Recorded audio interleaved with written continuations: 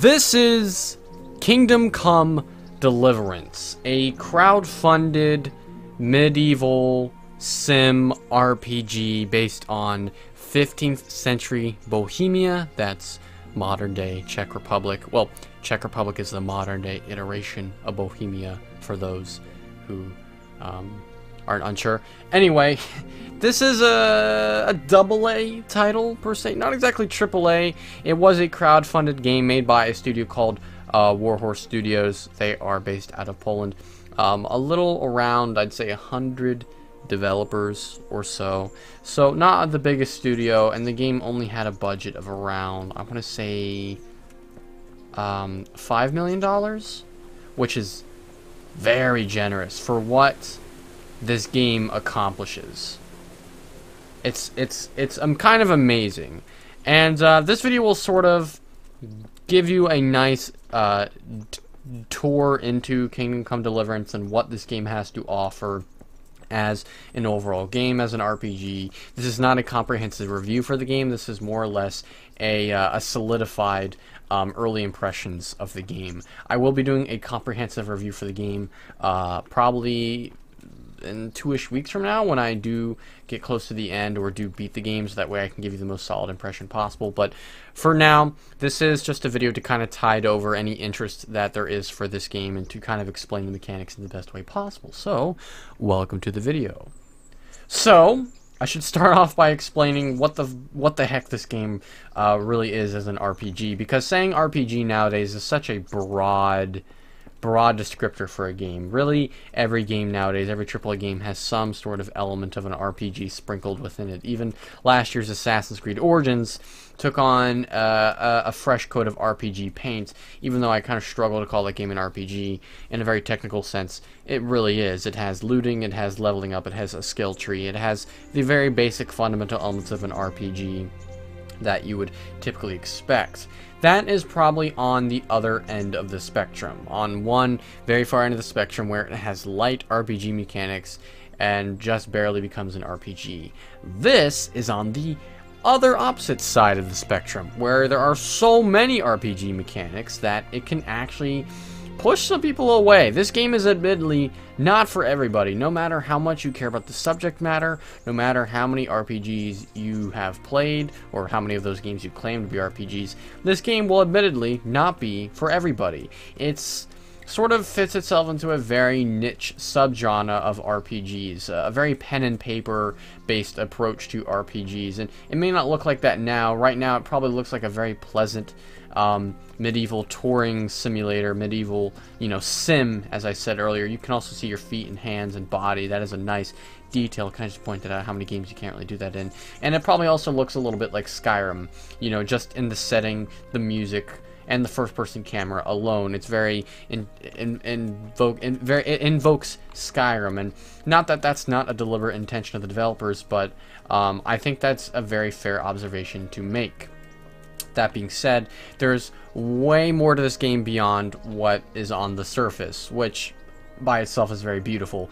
Granted, this game runs on the CryEngine, and the graphical detail is quite impressive, though there is a lot of technical issues with the game in regards to performance and the graphics. We'll talk about that as we go along, but I really want to focus on the game itself for now, the mechanics in the game. So, being the RPG, being an intense pen and paper RPG that this is, I can really compare it best to, aside from true pen and paper RPGs, I can probably compare it best to Deus Ex, Thief, and System Shock. Those games are sort of subgenres in the RPG genre, in the sense that they are sims and they are, for the most part, first-person action games, but they do take on a lot of hardcore RPG mechanics that this game sort of adopts. One of those being the freedom of approach to literally every single scenario in the world. The idea that objectives can be completed in a whole different assortment of ways. Not just in the sense that I can stealth my way into an area versus fighting. That's a very, surface level way of approaching things. There's a completely different side to that here, where your different skills, which we will now take a look at in your inventory here. This is your main dude, by the way, Henry. We'll talk more about him in a little bit here. But your skills, which you can check out entirely here, which will greatly determine your experience and how you approach different scenarios. For example, sometimes if I'm trying to negotiate with someone and saying, hey, you owe me some money, perhaps I can talk my way out of something like that, and I could have a nice little discussion with them why they should give me the money. If my speech is high enough, and if my standing with that character is high enough, because reputation is a factor in this game, which is affected in so many different ways. How nice your clothes look, surprisingly, has an effect on your reputation and how well you appeal to characters. If I'm talking to nobility, my clothes should probably look nice and proper. If I'm talking to beggars or thugs on the street, that probably matters a little bit less. It probably matters more that I look intimidating and that I have a nice weapon by my side. But those all play impacts into how well you can talk to people. And that's what I mean when I say freedom of approach, is that this game's systems all layer on top of each other to kind of and you're supposed to kind of navigate through those systems to a player approach that works for you. And it's going to be different for every single scenario you have. Yes, granted, there'll be a couple times where you do go and fight, or times where you do go in stealth, but granted, you're going to be dealing a lot with these stats most of the time. These have a big impact on your experience, and some of these are pretty crazy. Let's just take a look at these. So some of these start out really simple. There's a nice little info tab, and this game has this very steep learning curve. Let me mind that as well. There's a lot of stats, there's a lot of things which may not be completely unfamiliar to you if you've played RPGs, but these are all things that you will definitely want to know what you're doing when you go into the game. So, for example, these are things that I acquire as I use these skills, and as I use these certain aspects with my character, the game will automatically level them up. As I'm using them, I gain more experience with them, which makes total sense. You run slower, but keep it up for longer. Sprint speed is 20% slower, but demands 20% less stamina. Can't keep it bind with Sprinter perk. These are different perks that you get throughout the game. You bleed slower. I get that level 3. Over time, if you don't either overeat or go hungry for 5 consecutive days, you get a +1 bonus on vitality and agility. Wow! Human dustbin. You can dispel hunger with anything. You won't suffer from eating poisoned or spoiled food, but neither will you have any positive effect from it. Does not apply to alcohol. So yeah, you have these kinds of perks for every single skill depending on how much you use them, and these can definitely help you a lot in your experiences. Certain impacts, certain systems will have less of an effect on you as you go along. For example, something you might have picked up on there when I was looking at vitality was food poison. Yes, food poison exists in this game, as does hunger and as does fatigue. You need to regularly sleep to keep your character energized. It doesn't really alert you to that until it's nighttime, which makes sense because your guy basically has enough attention span to last him a whole day before you actually have to sleep. And your guy does get hungry throughout the day, so you want to have food in your inventory. If you eat food that's too old, you could get food poisoning and that hurts your health. At the same time, your armor does get worn out in combat and it does get blood on it. You need to clean that. You need to wash yourself to get rid of it. This game is very, very deep, and that depth, well, it is kind of refreshing because there's not a lot of RPGs that are out nowadays that have depth like that. At the same exact time, though, that depth could very well scare a lot of people away. If you're not very familiar, if this is maybe your first true RPG experience, you know, maybe you've played probably, I don't know, like maybe you've played a Deus Ex game, or you've played, God, what RPGs are there nowadays? If you played Assassin's Creed, you've played Dark Souls, you might have a little bit of an easier time getting into this, but it's definitely going to surprise you. There are things about this game that I knew about going in that even in playing the game have surprised me, and those things continue to have an impact as I play along. The world is very reactive to the things you do. It's very realistic based on the things you do. There are private areas that you can't go into without stealthing, for example. I don't know if that'll happen in this area here, but let's just experiment. Let's see if that happens here. Yep, private area. Look at that. So if I get caught in the private area, I'll get kicked out. People might freak out. The consequences can vary based on how severe the private area. We're going to test something out here. Let me just see how... I'm in a private area. Let's see what happens. So yeah, I can rob stuff. This game does have light stealth mechanics. They're not incredibly deep. They're probably on the level of something like Thief, and I mean the classic Thief, not the new Thief. We're going to rob from people here. Let's see what happens. Cabbage! Woo! And a healthy one at that, yes. I'll take all of your cabbage. You do have carry weight, of course. You do have a variety of other mechanics. That dog outside might alert people to our presence. Let's hope that doesn't happen. Sometimes they listen to the dog. Sometimes you might watch out. We're totally stealing from these people right now, but this is for a video, so it's all good. And besides, I'll just be reloading my safe tomorrow anyway. Let me step out of the house now. Boom. Outside the private area. So yeah, that's something in this game. There's stealth. Of course, there's combat. Hopefully I get to demonstrate that in this video because combat is a very important mechanic in the game. There's a lot of exploring. There's a lot of secrets in the game that you can discover. Something in here. Let's check this out. I don't know if there's anything over here, but it's worth a look. Ah, it seems to be some sort of underground area. Yeah, the game is very handcrafted, which is kind of incredible considering the game's budget and the fact that this is made by an independent developer, and it has kind of secured AA quality status and almost AAA. It's on the cusp of being AAA if it weren't for some pesky glitches. On that note, this is a good time to talk about that until I find something else that's interesting. The game does look quite impressive, as I'm sure a lot of you have noticed, but there is some terrible, terrible instances of pop-in. Absolutely atrocious. I walk up to someone in the main city and it takes forever to load their face in. It is very noticeable and a big problem. And a lot of that comes down to just they didn't really optimize the game enough. I'm positive that the developers will do that for a while, but if that's something that really bugs you out with the game, no pun intended, you definitely want to hold off on this. At the same time, there is a lot of glitches. Most of them are harmless, but there are a few here and there that are big issues. One that I know PC Gamer referenced in the review for the game, and one that I personally encountered, was there was an archery contest, and the opponent never took their turn. So I was kind of just stuck there, and there was nothing I could do, so I had to reload the save. Thank God the save wasn't that long ago, because saving is a big issue in this game. We'll talk about that. Yeah, that was a little bit of a game-breaking bug. Something that limited my progress, and it could have been way worse if the game didn't save sooner. On that note, I should talk about the save system really quick. This is a giant red flag.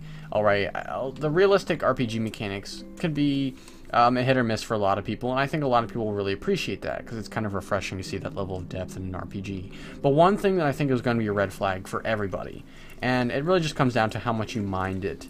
Right, you will mind it, just depends on how much you mind it, is the save system. The save system in this game is not exactly fucked, but it's very unfair. So you cannot quick save. There is auto-saving at important moments, i.e. whenever you finish a quest, whenever you finish a major objective in your quest, i.e. after having a conversation with someone, and at important moments in the story. It also saves. Hello. Don't worry, I'm a good guy. It also saves whenever you go to bed, because like I said, you do need to sleep as well in this game. And it also, I'm trying to think of any other time it saves. Oh, the only other time it saves, and this is the big ass kicker, is when you drink the main character, Henry's favorite beverage, Savior Schnapps.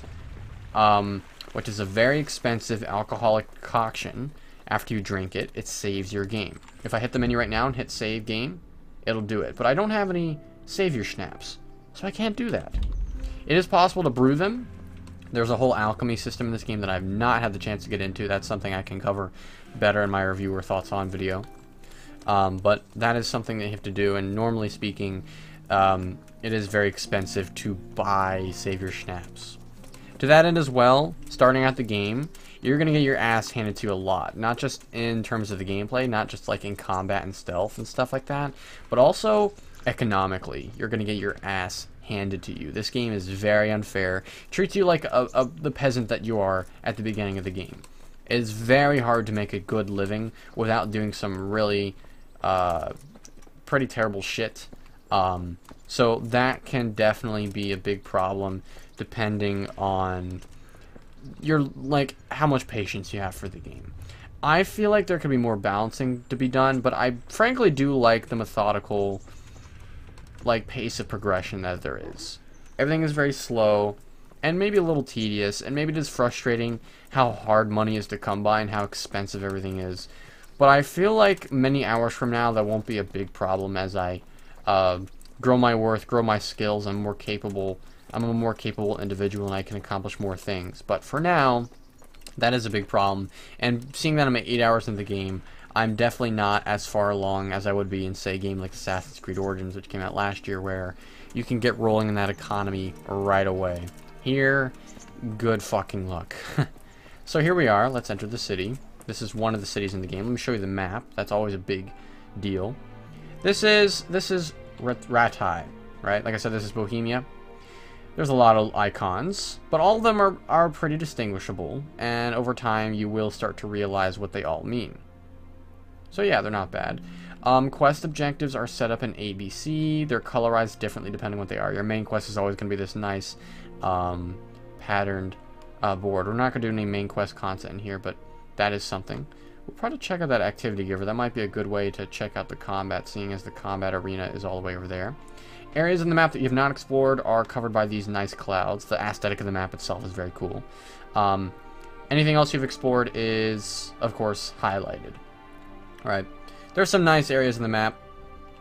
I've been here. You will have Witcher-style question marks, unexplored place. Not like you're going to find a monster or anything like that, but these are just ways of identifying different locations in the game that you probably should be aware of. The biggest thing that you're going to come across, because I don't think the game has collectibles, are probably quests, quick travel markers, and like vendors and traders and stuff like that. Otherwise, it's not a big deal. So now that we're in the main city, let's see what kinds of things I can show you guys. We're not worried about Talmberg up there. We're down here in Ratai. I should probably just go all the way down, but yeah, here we are. Okay. Let's talk to some people, shall we? We're just going to talk to some people, and you guys can get a look at the dialogue system.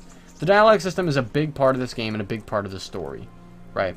Because this game is also a very story-driven RPG. Your choices do have a big impact. It plays into that approach to freedom of approach in the gameplay that I talked about. And to that end, the game does have a very methodical pace in the story. It takes great painstaking efforts to show things playing out and show things happening that you normally wouldn't see play out in other games. It shows little encounters and little conversation with characters, and it really goes through all the things that other games would cut out, which might seem kind of annoying, but honestly, I really like that, and it gives the game a nice serial feel, almost like a TV show. Let's talk to this artisan. By the way, another technical thing you should be aware of, this game does have very long loading screens. Not just when you're loading up the game, but also in conversations. So here you got a nice letterboxed approach to dialogue. By the way, the frame rate does chug in these isolated cutscenes for some reason. It always happens. Let's ask about Ratai. You can ask this to literally every NPC in the city. Almost everybody. Maybe not every single person, but I'd say about 80% of the citizens here you can talk to about Ratai, and they all have different dialogue, which is insane. I'm not sure how many other areas in the game include that, but yeah. Let's do this. Let's ask him, what kind of lord is Hanish? Like I said, this is based off history. Sir Hanish is the lord of Ratai. What kind of governor is Sir Hanish? He's strict but just. Thank God for him. He don't get mixed up in nothing like that, Sir Radzig. So you don't see no one attacking us. How's life in Ratai? What's life like in Ratai? Good. Or it was till them refugees came. Still, we're better off here than most places. How do the Ratai folk get on with refugees? How do the Ratai folk get on with the refugees? Don't even talk to me about it. I wish that rabble was gone. I know they've met with misfortune, but here they do nothing but thieve and make problems. So yeah, back and dialogue. So yeah, you can have these kinds of conversations with several NPCs, and not all of them are really important or advance any plot, but some of them are really nice for atmosphere, because that is one of the biggest things this game shoots for. Atmosphere and immersion. In my opinion, it absolutely succeeds at both of those. The lengths it goes to, that really varies on like your subjective approach to it. But yeah, we have different vendors here. Let's talk to this trader. I think they sell a variety of things, not just a few things exclusively. Let's see how long this takes to load. Ooh. Like I said, it does take a while, which is a big hindrance. And I'm sure the developers are working on further optimization for the game, but as of now, it is very, very, very buggy. Not terrible. And some of these glitches definitely have a charm to them. But yeah, let's talk trade. So here we go. So, of course, depending on who you're talking to, they'll have different things available. In this case, they have food. Here, let me turn off that. You can see at the top, my wealth, the trader's wealth, my reputation, which actually affects how much money I get for a sale, the cost of things that I'm buying, and my ability to haggle. Because you can haggle every purchase in this game. My oh my, do I love haggling. And I love games that have haggling, so yeah, I love this game. I'm not sure if I can really sell anything. I kind of want to keep everything here, but once you have bought or sold things, it'll be stored in the basket, and you can kind of check your exchanges there, right? At the same time, like I said, you can sell anything that the vendor will actually take. Items that are of no value won't be available, which is nice. Some games don't always outline that. Look at all this stuff. Look at all this stuff. I don't want to steal it, though. She'll throw shit if I steal. And yeah, the guards will be on me. You can get thrown in jail in this game. This game has everything, man. This game is as close to real life as you can possibly get in video game, and it's kind of incredible. Alright, so we're going to go all the way to this combat guy over here, to the activity giver. On the way there, let me explain some things about the story, since that's the one thing I haven't talked about yet, and it's the thing some of you are probably curious about. As I said, the cutscenes and the approach to storytelling is very methodical. They go out of their way to show little menial moments that wouldn't really matter in any other game. But the fact that they show them here is part of them preserving and kind of demonstrating and exemplifying the lifestyle that people had at this time in history. It's a very historically based game, and that's something they really pride themselves about. That being said, you play the fictional tale of this guy, Henry. Not sure what his whole name is, but Henry. Who is the son of a blacksmith. At the beginning of the game, this is not spoilers. This happens very early on. If you read the Steam description, it will tell you that. He witnesses the death of his parents at the invading forces of the Cumans, right? It is a very political game, and that will be a little confusing at first, but once you get an understanding and get a feel for it, because the game does go through a lot of effort to kind of reiterate and remind you of the political atmosphere of this time, it will make more sense and it won't be so jarring. And that's definitely the case with this game. So then once that happens, and once you try to escape and multiple other things happen, and you deal with lords and military commanders and stuff like that, you decide to start a quest of vengeance on the people who killed your parents. It's pretty good.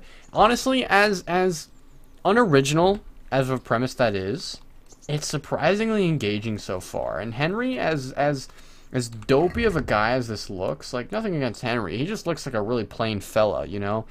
It's actually really interesting, and I really like his character. He's very innocent, but I can sense that down the line, not that he'll lose his innocence, but he'll start to become a stronger and stronger character, and I can really feel proud of his journey, which is so important in RPG, that I not only grow as a character in mechanics, in a mechanical sense, like I gain better gear and armor and skills, but also in a storytelling sense. That way I can kind of progress in both ways. I really like how this game does that. Let's talk to Captain Bernard here. I believe he has an activity for us. Yeah, let's talk to him. Good health to you. For some people can teach you. For some lessons, you will have to know something already, though. There might be more than one trainer for each skill, but there are always 4 lessons. Let's see. So yeah, this guy is here to do training, and I suppose that's very fair. Let's talk to him a little bit through these other dialogue options, just to show you guys a little bit more of the dialogue, and then we'll get to the training. Any chance of some work here, Captain? It all depends on what you're ready to do, my lad. As I'm sure you've noticed, the roads around here are swarming with brigands. Sir Hanush has declared quite a reward for dealing with them. So what do you think I should do about them? We know about one of their encampments. It's to the east of Ratai in an abandoned mine. I don't really mind how you deal with them. Anyway, the leaders generally wear spurs, maybe like they're pretending they're nobility. Who cares? In any case, bring me the spurs, and I'll take it as proof that the deed's done. Very well. I'll see to it. Wait. In addition, Sir Hanush has offered a reward for every bandit who's killed. So take a good sharp dagger. You'll get a bit extra for each ear you bring. Oh, cool. Sounds like a bit of fun. Isn't it barbaric? Isn't that a bit barbaric? Barbaric ways for barbaric times, my boy. That does make sense, I must admit.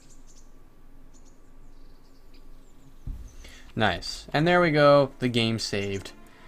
Thank God. We literally spent 25 or whatever minutes up to this point without the game being saved. So let's check out the quest log here. Alright, so we're currently doing Ruin. Bandits have settled in the vicinity of Rat's Eye and are plundering the region. There's a generous bounty on their heads. You know what? I would stick around and do training with this guy, but I kind of want to illustrate the game's mechanics by going through this quest. So I think I'm going to do that. So let's do this quest. Why not? Let us do this quest. And let me mark the objective as well. That way I don't get too confused. Wait, let me get my J here. Yeah, let me track this. Let me deactivate this, turn on this. Boom. Now it's the red objective. There we go, the red A. Alright, we should be getting pretty close here. Yeah, we're in the area. Let's get stealthy. Let's crouch. A nice thing this game lets you do is it lets you move pretty fast while you're crouched. I really do appreciate that. Shit, I don't even know if we'll be able to stealth people like this. I have no idea. Maybe we'll be able to gag people out, not sure. We'll see what happens.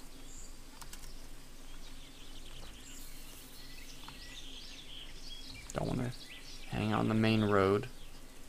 They're probably holed up in that little house over there. I think I see people walking around.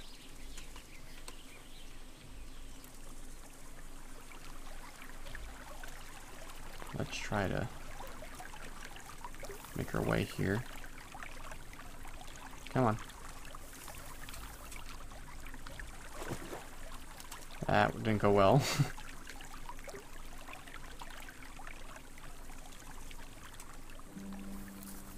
Probably going to get into combat here on accident, but we'll take a look around regardless. I'm not being very stealthy right now, frankly. I am not being stealthy whatsoever. I'm kind of just running into shit. There's a guy over there. Yep, no eagle vision. No RC cars or drones to really lay out the site. Yep, this is an interesting site, alright, you bet it is. Nothing that will give me unfair tactical advantages. Frankly, that would toy with the immersion a little bit too much. And I think that would be going against this game's vision. Alright, we're probably going to fight someone here. Hello. Alright, here we go. You guys ready for this? You guys ready for this? Hold on. Alright, here we go. Here's the combat. So, in the middle of the screen you got a stance grid. Right? And this stance grid is very similar to For Honor, how you have different stances. Shit. You hold Q to block. These are all keyboard controls, but there is a block button. You have to attack from a stance that the person is not currently guarding. Attacks to use stamina, which you can see on the bottom as a yellow and blue bar. If you block at a certain time, it does give you a nice little parry attempt.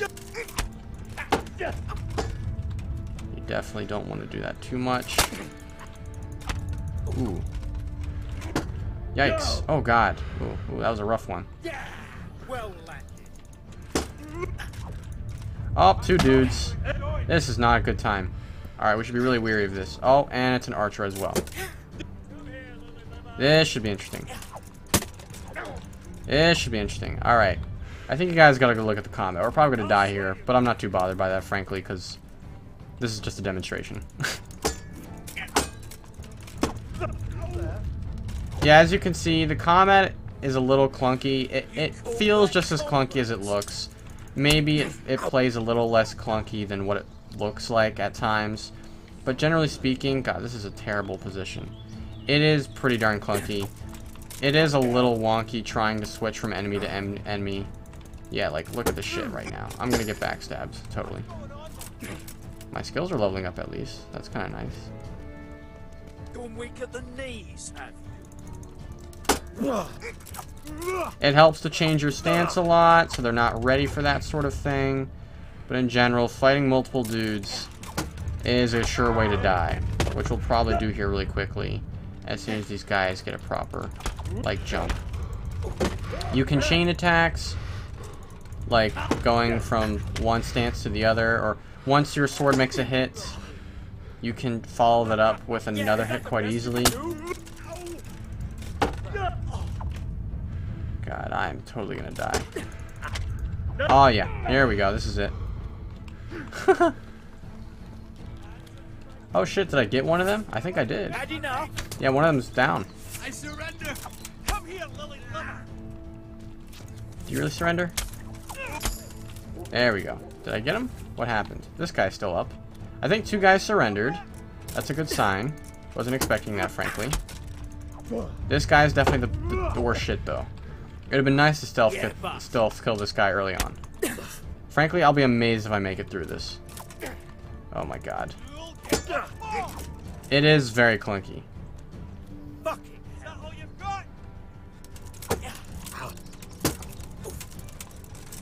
Do it. Commit. He's getting tired. I can see it on him. I got 2 swords, guys. There we go. Oh, not dead yet. Not dead yet. And there I am. Woo! So yeah, combat does not normally go that poorly when you're only facing one opponent, and really that's how the game really should be played. Having so many bandits on a camp and taking them head on is not a good strat whatsoever. You definitely want to stealth that. I probably should have had a dagger, but you got a good look at the combat there. It is definitely the worst thing in this game aside from the save system. New game, yes please. No, it's definitely the worst thing in the game aside from the save system, and it will take a while to get used to. That being said, I have enjoyed many of the one-on-one combat scenarios that I've had in this game. They happen from time to time, and you can avoid a lot of them with the right decisions. But be warned, if you're looking for an RPG with good first-person combat, like really good first-person combat, like something that puts Skyrim to shame, keep looking, bud. This is not the game for that. So yeah, as you can see, that loaded me back like maybe 15 minutes. And unless I had a savior snap, there's no way I could have made that load time any shorter. So yeah. So folks, that's basically the most I can show you of Kingdom Come Deliverance right now. You got a little bit of a look at everything. There are some things that I wish I could have showed you, or some things I wish I could tell you more about, but I'll definitely do that in a full-length review in a few weeks from now when I'm able to complete the game. I do not want to put out a review on something that I've not completely finished. I'm not a fan of giving people false impressions. It usually leads to false emotions and pretenses about a game before people buy it, and it also leads to regrets because I kind of wish I didn't mislead people in the first place. So the review will be dropping soon, but in the meantime, I want to thank you all for watching this video. If you have any questions about the game, hit me up in the comments below. I'll try to answer as many of those questions as possible. And if you did enjoy this video, please subscribe. This is videos for pretty much any new game that comes out, as well as coverage for other games as well. So yeah, thank you all for watching one last time, and I'll be seeing you all later. Peace out, everybody. Have a good one.